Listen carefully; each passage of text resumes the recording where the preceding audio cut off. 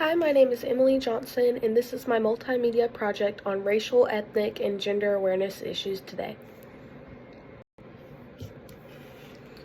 Racial, ethnic, and gender awareness issues are the problems faced by individuals and groups due to intentional or unintentional biases and systemic unfairness related to their race, ethnicity, or gender. These issues can have deep, lasting impacts on people's mental health, financial security, and opportunities in education, housing, and employment. Also, these inequalities are not the result of individual choices or abilities, but of systemic, historically rooted disadvantages. A typical or normal childhood is not without stress, but it typically offers a stable environment with protective factors that help a child develop resilience. These factors include a safe and nurturing home, social connection, opportunities for growth, and healthy stress responses. Whereas adverse childhood experiences are potentially traumatic events that can have a negative, lasting effect on your health and well-being. Racial, ethnic, and gender discrimination introduces a unique form of chronic and extensive stress. Some key differences and impacts include extensive and chronic stress, targeted and identity-based discrimination, poor mental health, and intersectionality. On the left, I have a pie chart of news-reported hate incidents. It was reported that 62.7% were racial or ethnic. It was reported that 9.7% was anti-LGBTQ, that 3.7% was anti-immigrant, that 17.7% was anti-Semitic, that 3.2% was anti-Muslim, and that at about roughly 3% was the other category. On the right, I have a chart of how bias at school affects students and when the schools took action. Anti-Muslim was at 34%, anti-immigrant was at 35%, anti-Semitic was at 40%, anti-LGBTQ was at 41%, and racial or ethnic was at 59%. Some background information is incidents related to race and ethnicity were most likely to result in disciplinary action from school leaders, according to educators that surveyed.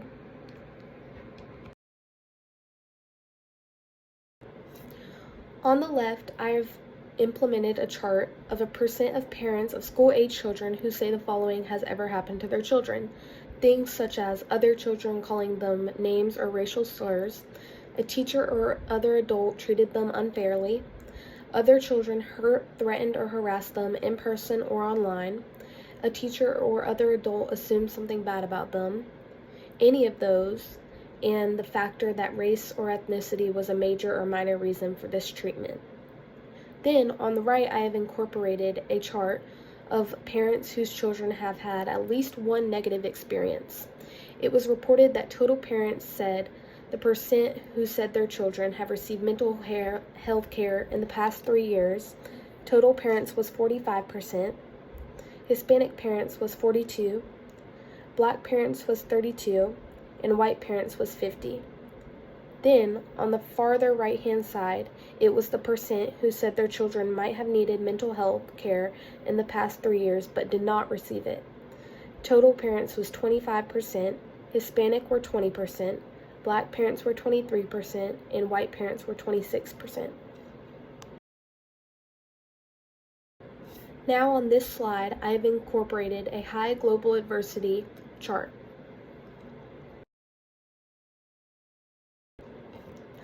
On the left, I have incorporated a chart of gender differences of gender equality awareness in all fields with school-age children.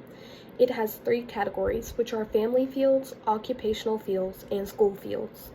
Then, in the lower right-hand corner, I have incorporated a line graph of a variation trend of overall gender equality awareness in different grades, including grades 1 through 6. Now, for disparities related to racial childhood issues. The results suggest that disparities in childhood adversity contribute to race-related differences in gray matter volume in key brain regions associated with threat-related processes. Structural alterations of these regions are linked to cognitive affective dysfunction observed in disorders such as post-traumatic stress disorder. More granular assessments of structural inequities across racial and ethnic identities are needed for a thorough understanding of their impact on the brain. Together, the present findings may provide insight to potential systemic contributors to disparate rates of psychiatric disease among Black and white individuals in the United States. For my next slide, I have disparities related to ethnic childhood issues. Children from different ethnic backgrounds often face unequal chances when it comes to health, education, and the justice system. For example, Black and Hispanic children tend to have higher rates of infant deaths and are more likely to experience tough situations like their parents being in jail. They also usually don't get the mental health help they need as often as other kids. These problems happen because of bigger issues like poverty, discrimination, and unfair access to good health care, schools, and legal support. Now for disparities related to gender awareness childhood issues. Gender stereotypes teach boys not to express their emotions and tell girls to be nice and obedient and to care about their appearance. Gender stereotypes on the surface may seem like a trivial issue, but it's not just a case of too much pink or blue. If we impose rigid ideas of masculinity and femininity on children, we limit their potential and actually cause real harm later in life. For those who don't conform to the traditional roles of society, like male or female, such emphasis on stereotyping and discrimination can exacerbate their struggle to feel accepted. These have lasting impacts on children and how they grow up. Now for the infographics for the disparities dealing with racial, ethnic, and gender awareness childhood issues. On the left-hand side, I've incorporated racial inequity charts. And on the right-hand side, I've incorporated a chart of how racism can affect childhood development. Race equality is essential so that all children are able to achieve their full potential, and early intervention can be used to improve the lives of all children at risk of poor outcomes. With many racial disparities now widening as a result of the COVID-19 pandemic, it is crucial to shine a light on the role that race and ethnicity play in influencing children's outcomes.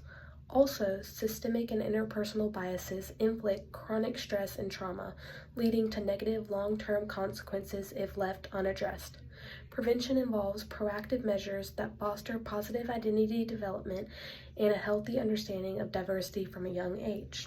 It is more effective than trying to reverse harmful biases later in life.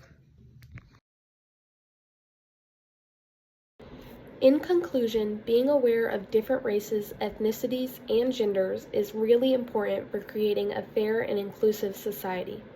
When we understand and respect each other's backgrounds, we can break down stereotypes and be more understanding. This helps us grow as people and makes our communities better places where everyone feels accepted. Overall, recognizing and appreciating diversity is key to building a more just and friendly world.